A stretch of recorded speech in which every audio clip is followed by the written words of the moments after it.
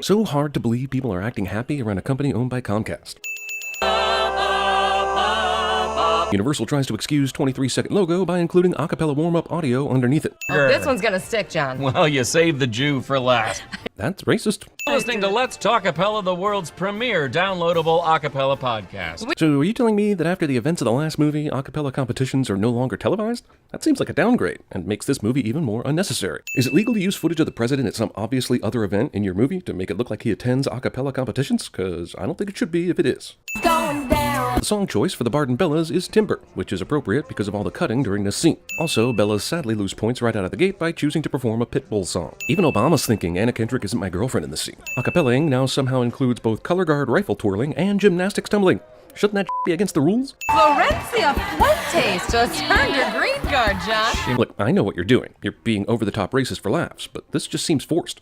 She may have to do that backflip right back over the fence into Mexico. The only way this would be redeemable is if these broadcasters were actually trying to get fired so they wouldn't have to do these competitions anymore. But I have a sinking feeling that's not the case. I'd remove 10 sins if that's what happens. There is so much happening on stage, I don't even know where to look. The same could be said for the editing of this movie.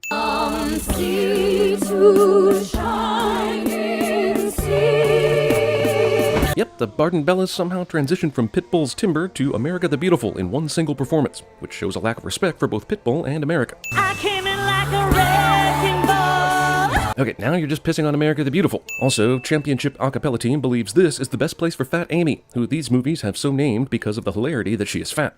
There's no way this could have worked out in rehearsals or their imaginations. Overweight girl dangling from the ceiling. Who hasn't had that dream? Here's another movie that thinks fat girls are comedy fodder purely by virtue of being fat. I get the sense that Pitch Perfect fancies itself a PG-13 American Pie, where the opening scene always ends up being embarrassing in some way. In case you're wondering what I mean by down under, Chip, I'm talking about her vagina. In case you're wondering, Coffee with Connie bleeps out the medically accurate term vagina from their broadcasts. She showed her vagina to the president. Movie's entertainment news anchor is doing my job for me. Sequel about niche world of acapella singing decides to thrust them into the national spotlight via presidential performances and Today Show mentions, even though in the real world acapella would scare both of them off. Meanwhile, while Muffgate is hilarious, another national broadcast feels it's okay to call this scandal Muffgate, but you can't say vagina. You put Anna Kendrick in a plaid miniskirt and I am duty-bound to melt into a...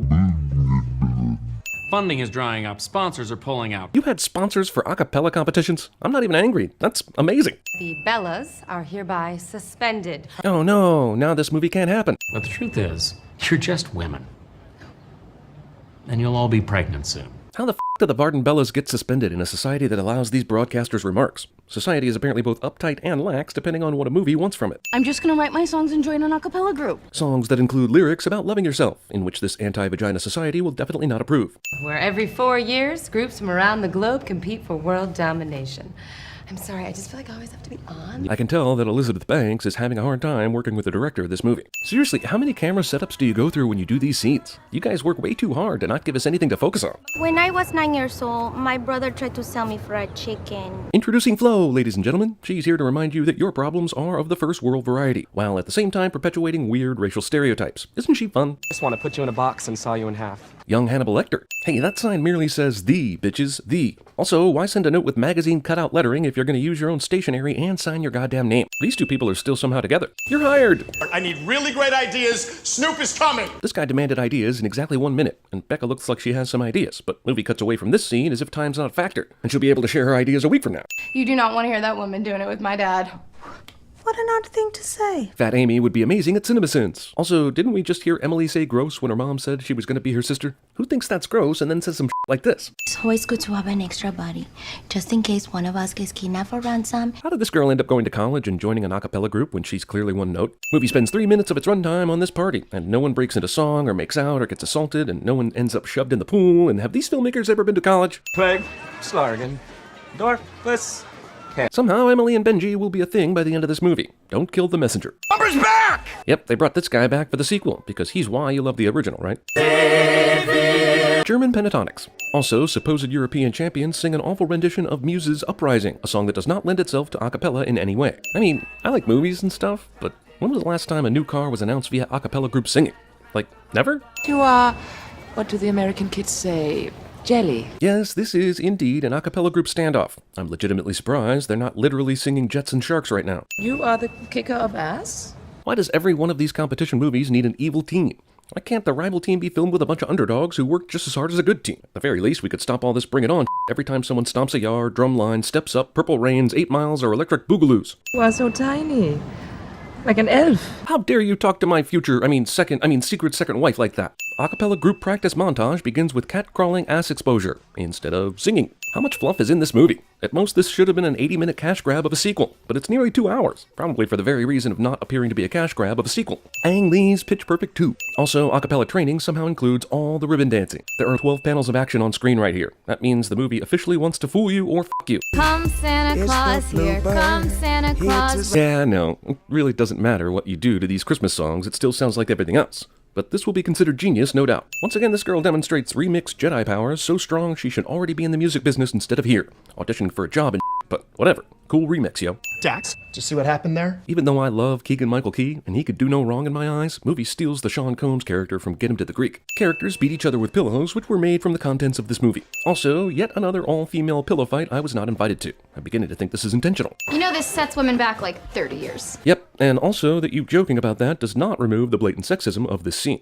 I'm always conflicted when I see an actor in a movie who would rip this kind of to pieces as a stand-up comic. At least it's not Alvin and the Chipmunks this time. Hey! What are you doing here? What is... This supposedly romantic couple doesn't speak to each other at all, apparently. Out of Wisconsin, the Green Bay Packers! Here's a good explanation for the Packers' somehow disappointing season where they still made the playoffs. A $42,000 gift card to Dave & Buster's! So, nothing then? Movie thinks I'll overlook repetition of the empty pool sing-off from the first movie if it dresses it up in some kind of Zoolander underground setting. And movie is wrong. Discount Clay Matthew, well, I'll be damned. So, where are we in this movie? There's some weird rivalry between a German team and a disgraced American team. Becca and Jesse are still dating but never talk to each other. Red Hot Emily will start dating Benji once he can finally speak words because she clearly has no other options. And Becca is about to let down the Bellas by putting work over the World Championships. The main conflict of the movie hasn't even happened yet. What the f*** am I watching? Green Bay Packers! This won't be the last time the Green Bay Packers hear this. We are never, ever, ever, ever getting back. These two battling a cappella teams both sing in the same key to help each other out. Wait, what? What's love got to do?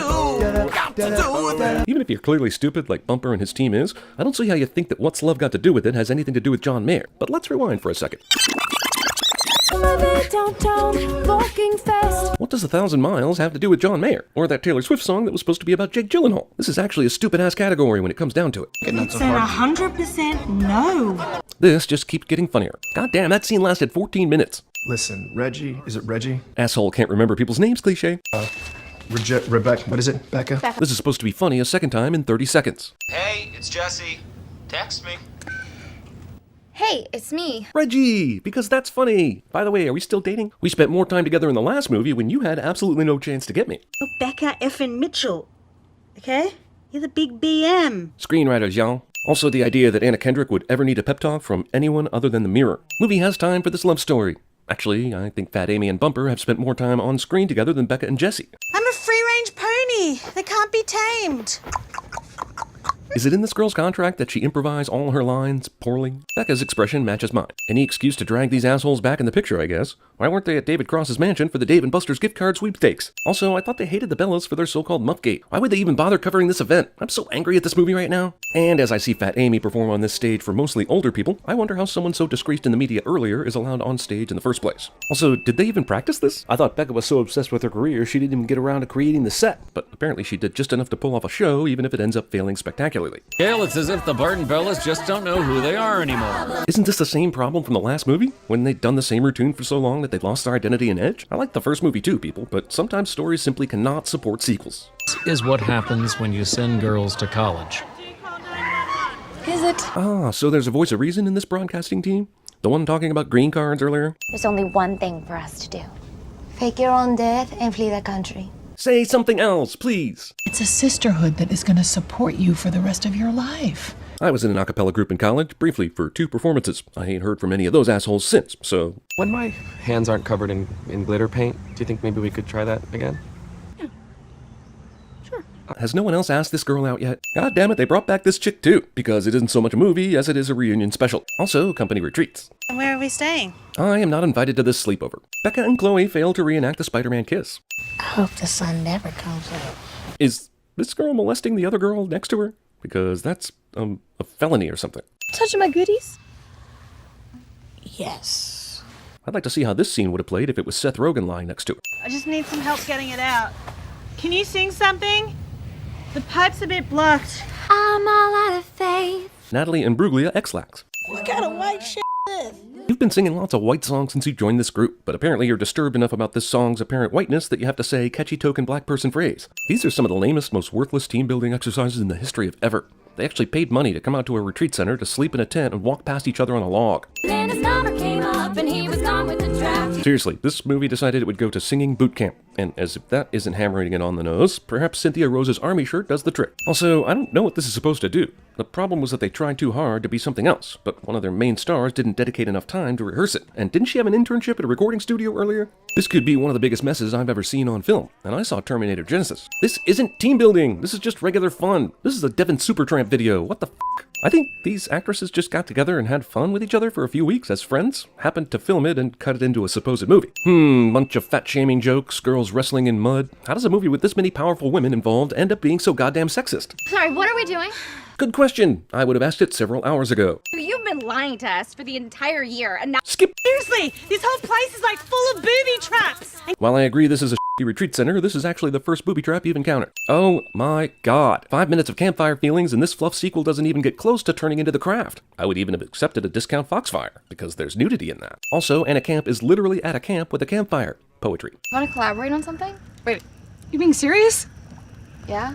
Sometimes even a good movie moment gets obscured by cleavage. I mean distractions. I mean boobs. I will try to re-enter this country, but I will probably die at sea. Immigration issues are hilarious. No, seriously, even though tons of immigrants die at sea every year trying to enter this country, if you take a step back from it all, it's easy to laugh at it. Should we just find our sound? Was that really the main problem they were having in this movie? Was it really? I mean, really? The main problem this movie presented was that Becca wasn't paying much attention to the group when they were in disarray. Kind of like the direction of this movie, actually. Really misjudged the size of this lake. Why didn't you just walk around the lake? My question is, how did everything work out that Fat Amy could be on a boat trying to win back Bumper, and the Bellas can watch this from their doorstep? How much we really care. Jesus Christ, this song is still going. Can't they get back together already? Was this couple really that near and dear to everyone's hearts that we can't get enough of them? This is considered good enough to be something. Good job, Reggie. See, now I'm pissed. This is considered funny enough to happen a third time. Now I've got to dissect this recurring joke and wonder how the guy can remember the same wrong name, Reggie, over and over, but can't remember Becca. Wait, that was an entire year? The f***? I mean, I didn't see any snow. Did nothing of importance happen to these people during winter? Discount Google Earth. Also, is any of this supposed to mean something to me? Seriously. It's like, let's pause the movie for a brief Bing image map search of a place. Why don't we go visit Hayden Christian Anderson's house? Well, that's a stretch of a name swap. Why not Hans Gruber Anderson, or Christian Grey Anderson, or even Pamela Christian Anderson? If every hardcore acapella fan in the world showed up in the same spot for a global contest, do you think they'd need, like, Woodstock-type land, or maybe just a WNBA arena? Bonnaroo. Here are the world's acapella announcers, probably all saying racist in various Scandinavian languages. I spent some time with some lady boys in the Philippines myself. Not surprising. Very interesting young men. Skip. No one cares about the Korean group.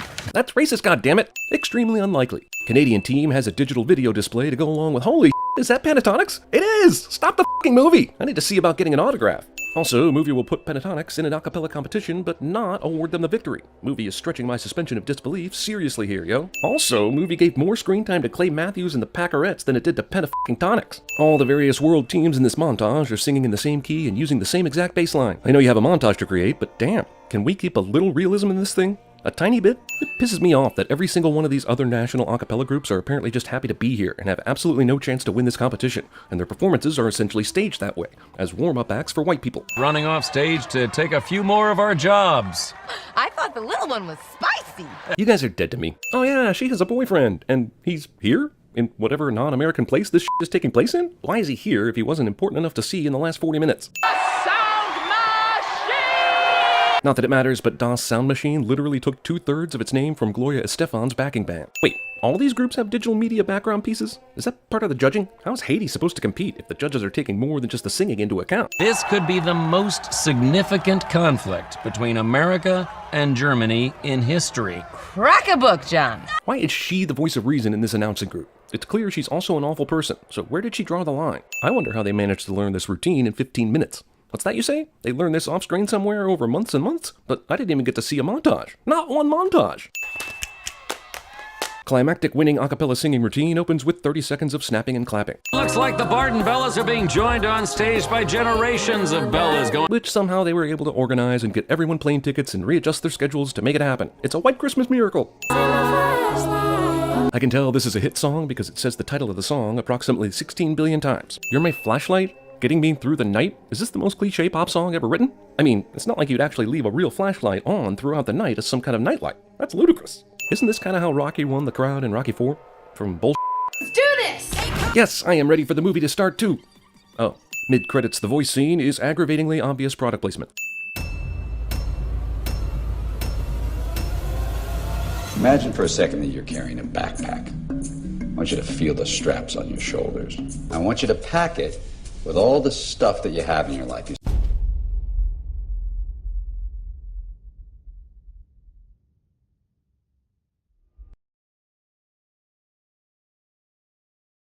And I'm gonna be your mother and your sister. She's my daughter, my sister, my daughter. She's my sister and my daughter. When everything's a little clearer in the light of day. Everybody wants to live like they wanna live. You know, Okay. I'm like a firework. Baby, you're a firework. Come on, show 'em what you were. Blue shadows on the trail. You're excited? Feel these nipples. May I have the password, please? Fidelio. That's right, sir. That is the password. On a special diet. You gotta give me some answers. Yes, no. To get to the other side. The worst thing that happened is that we owe another $100 grand. There's a fugitive warrant out for Cheney. Government will pay you $2 for bringing him in, plus 10 cents a mile for each of you.